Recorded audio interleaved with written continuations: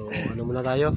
Papasok muna tayo sa ating ayan na yung mga bigating tour guide, oh. Ayan si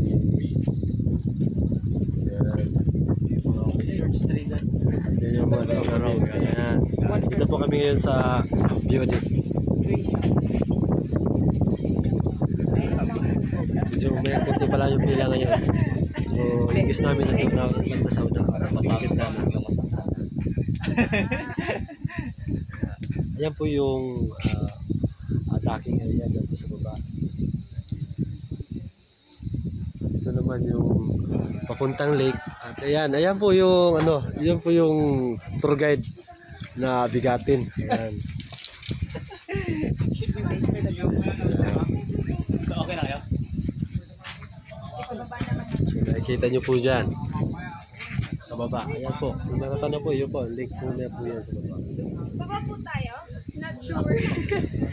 Pupulik natin ako dito ah. So Sir Ryan, ano yung activity po dito sa Kayangan Lake? Hiking po, trekking, then swimming, and then they have a viewpoint for taking a picture. So okay naman po ba yung tourist po dito ngayon sa Coron? Okay naman.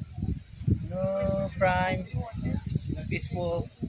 So sa isang linggo po, nakakailang biyahe po kayo, Sir Ryan? 3 times a day lang po. Kasi medyo low season po ngayon.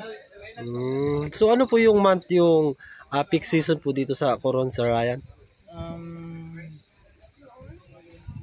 September, then until December, January, February, March, April, like that.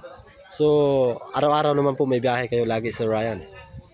Meron naman, kahit pa paano. So ano po ang pangalan ng travel and tour nyo po, Sir Ryan? Hanas Travel and Tour po.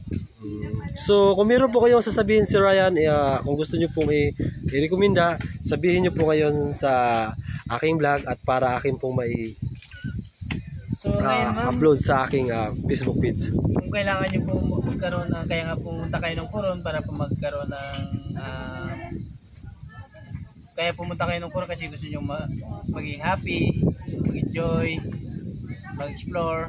So lang po kayo sa magbook lang po kayo sa Hanas Travel and Tour. Yun po yung agency po namin. So kung gusto nyo just